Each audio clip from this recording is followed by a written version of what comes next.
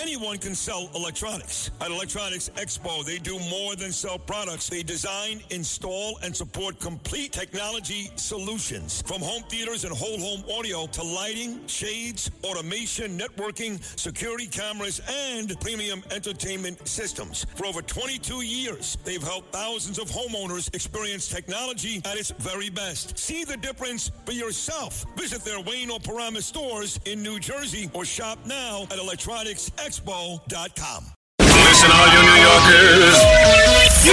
Taxi! Okay, we're looking around. This is the 77 WABC minicast. And you guys, let's go to Brigadier General Blaine Holt to find out about that missing plane. Blaine Holt, what's the latest? This is that 737 plane that suddenly went missing. That's the one from UAE, and it was going to Karachi, and suddenly, poof, it's gone. What do you know? Very interesting. So it was on its way to Karachi, and it was on the exact same night that the IRGC basically started attacking shipping again. So we have a couple of possibilities here. Did this airplane, with its cargo, which is also very unusual, I'll touch on that in just a second, but did this airplane get taken down by a missile? Did the IRGC shoot it down? Or do we have something else going on inside the jet? What's interesting to me is the cockpit voice communications with air traffic control don't make any sense. And they may not make any sense for a very specific reason, and John knows this. At first, and let's get to the weird cargo. The weird cargo is there's only 5 people manifested on board that entire 737 airplane, which can carry, over 100 people. So, but yeah, who were the 5? Were they all crew, or was there someone else? Not released yet. And so what we have is a pilot that initially calls ATC or air traffic control and says, I've got navigation problems. But it indicates that it's got a malfunction with the airplane. Next question I would have, well, if they have navigation problems, are they on their flight plan or not on their flight plan? That's one. 2, it's not very much further after that. Minutes after that, they say, we think we have medical problems on board. Well, as a pilot, what this is indicating to me is that there's a possible hijacking in progress, because when you're being hijacked, you don't want to tip off your hat to the hijackers that you're communicating with air traffic control to indicate your condition. And a lot of the hijackers know we have techniques of putting in certain codes. We would be very careful to not put in those in front of the hijackers. But you can say things on the air that don't make a whole lot of sense to controllers. And the first thing they're going to think about is, oh, they're hijacked, because it's disparate problems that don't make a whole lot of sense together. And to a hijacker, they may just be normal air traffic control communications. That's what we have right now. But I'm thinking along the lines of terrorism here. Wow, that's interesting. John, what do you think? Well, then this thing, what was the cargo? Do we know yet? We only know about the 5 on board, and I don't know that there was any other thing on that airplane, John. I mean, if you're going to hijack the plane, I mean, you can't hide an airplane forever.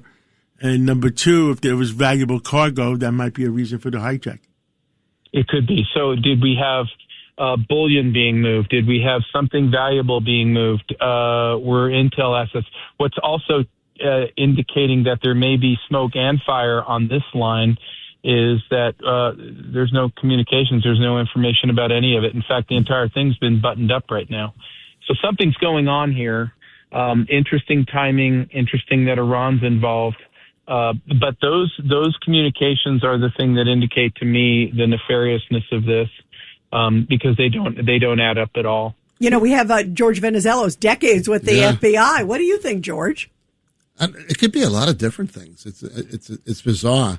No cargo, only 5 people on the plane. It just doesn't make sense.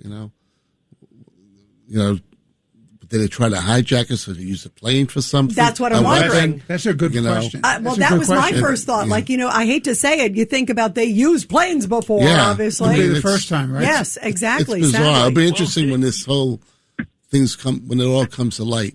The one thing is that because we've got operations going on in the area, you better believe that we've got every single sensor Yes. covering every square inch of every molecule across Iran and the Straits right now. And so what that tells me is we probably, meaning we, the United States, probably understand much more deeply in an intel sense what's happened here. And so for those of us on the line here and experts, somebody knows the answers to this, and I'll bet there's Americans that know the answers to this, and there's probably some reason we're not being told about this. And Totally it's agree. moving. Totally agree. Money, weapons. We don't know yet. Okay. I hope we learn something. Cat, what does it cost per hour to run a 737?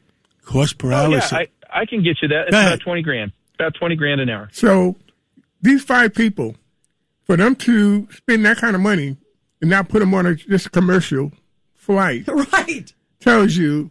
No, they had to move the airplane. Yeah, they were moving the plane. They That were was moving what the I plane. assumed, right. Yeah.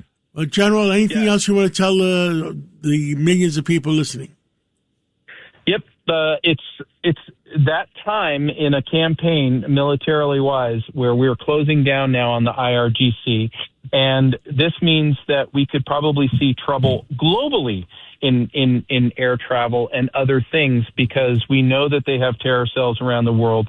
Do they activate those? Do the terror cells then respond to those orders? But I can tell you that the MOU days are behind us, and the president is going right after the IRGC.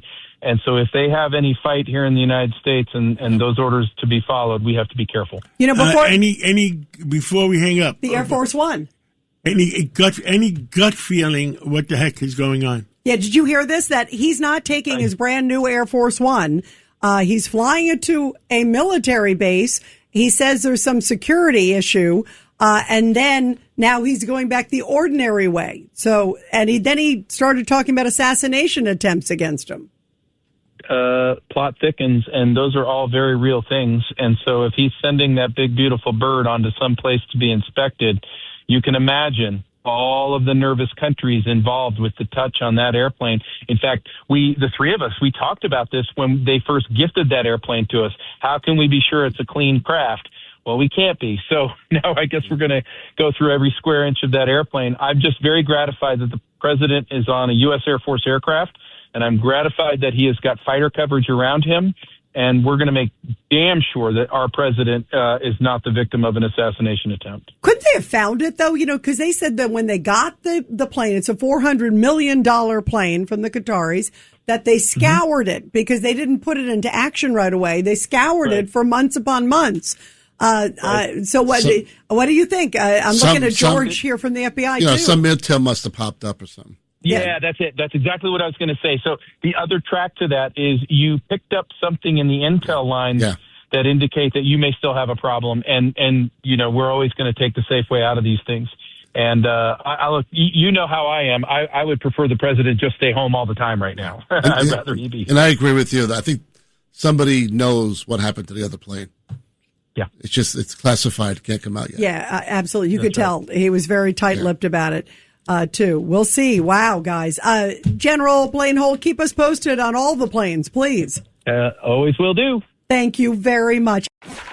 Get ready, Staten Island. The Ferry Hawks are back at SIUH Community Park July 7th to the 12th for a 6-game series against the High Point Rockers. Wednesday, July 8th with first pitch at 6:30. It's Woo Wednesday in collaboration with the Wu-Tang Clan. The Ferry Hawks transform into the Shaolin Hawks. Thursday, July 9th, first pitch is at 6:30. It's Thirsty Thursday with $5 Bud and Bud Light Traps. Visit ferryhawks.com now to lock in your seats.